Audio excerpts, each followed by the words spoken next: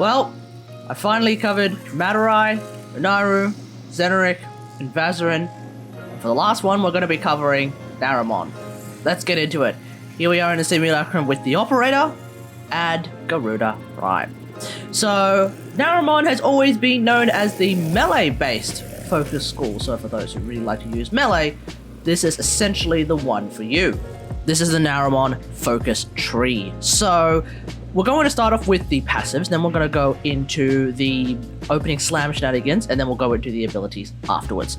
The passives are Power Spike. Basically, your combo counter now decays while out of combat instead of just completely depleting. For those who don't know, your melee combo counter will completely reset after its duration expires under normal circumstances. With Power Spike, it is no longer doing that. It is instead just going to decay instead of completely disappearing. And then on top of that, we have Affinity Spike, where kills from melee attacks will give you some more melee affinity. That's of course only going to be useful for those who are trying to either focus farm using melee, or they're just trying to level up their melee weapons. And then we also have the Waybound passives being Mind Step, increasing operator movement speed by 30%, and Fast Sling, increasing void sling distance by 30%. Let me show you what the combo meter decay looks like. We're going to go up against these corrupted heavy gunners, so I'm just going to do a bunch of attacks.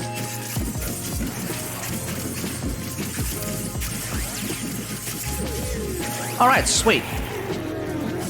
So if we look at our combo meter, we can see that it is currently sitting at the 9 times, and the duration is starting to run out on the bottom right hand corner. I'm going to swap over to my weapon, and we're just going to chill for a brief moment, and you can see on the top right hand corner actually, there are a couple of counters that are now starting to slowly decay. They're not completely disappearing, they are starting to slowly decay. These particular counters are my Blood Rush and Weeping Wounds counters, so they are of course a good indicator on how that is going to work.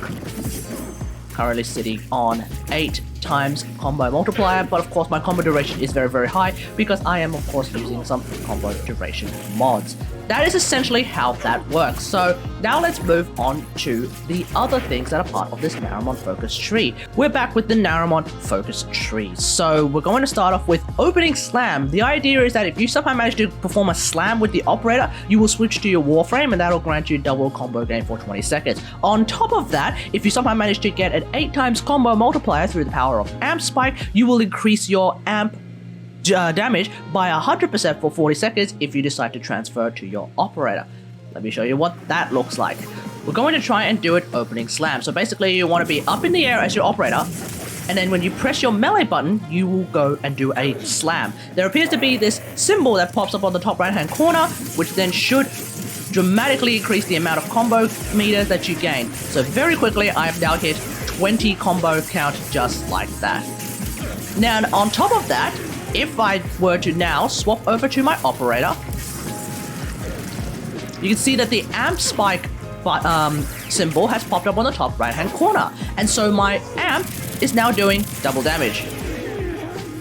It's not like the most noticeable thing in the world possibly, but certainly if you keep an eye on how much damage your amp does, Amp Spike will be a massive boost to your damage. Not as massive as, say, Void Strike or something like using Unaru, but still, double damage is still double damage. And this, of course, lasts for a whopping 40 seconds as opposed to Void Strike's 40-second cooldown. So that's essentially the difference right there.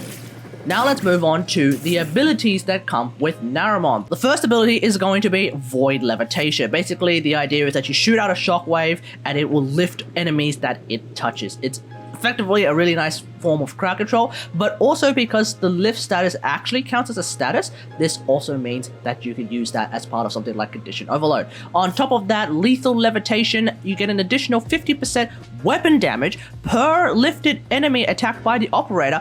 This lasts for 60 seconds and it stacks up to 4 times, so that is a total of 200% weapon damage. Let me show you what that looks like. We're going to go up against these corrupted heavy gunners. Now before I begin, I just want to set a reference point. We are currently doing 20,000 damage with this Paris Prime test build. So keep that in mind, 20,000 damage. Now, with the first ability from my operator, I'm going to lift all of these enemies like so. This effectively counts as crowd control, like I said. But what we could also do is if we were to attack 4 of them, you'll notice that there is now a ×4 multiplier on the top right hand corner for a buff that is being activated. That, of course, is going to be very, very useful. So, how much damage does my test build Paris Prime do now? 30,000 damage. Essentially, the 200% weapon damage, quote-unquote, from Naramon has translated in this test build to an additional 50% effective damage on this Paris Prime. So that is, of course, going to be really, really good. A little bit more than 50,000 damage. It's unclear what the hell is going on here. Sometimes it's 36 even. It might be I don't even know why my damage is actually ramping up. Actually, that's a bit unusual. But bottom line is, there is a pretty significant amount of damage increased as part of this particular ability. Now let's have a look at the second ability for Naramon, and that is of course going to be Sling Stun. Basically, the idea is when you use your second ability, your operator will be primed for the next Void Sling to have an additional increase in its width, but at the same time, enemies who are hit by your Void Sling will then be vulnerable to finishes, and they will take 30% more finisher damage. On top of that, there is a thing called Killer's Rush, where if you somehow manage to initiate a finisher as the operator, that will switch to your Warframe, increasing the melee critical chance by 50% for 40 seconds. Let me show you what that looks like. We're going to work up against the exact same corrupted heavy gunners. I've turned on invisibility just for the memes. So we're going to press 2 and watch as the operator is starting to glow. And now we're going to go through these guys and bang, just like that.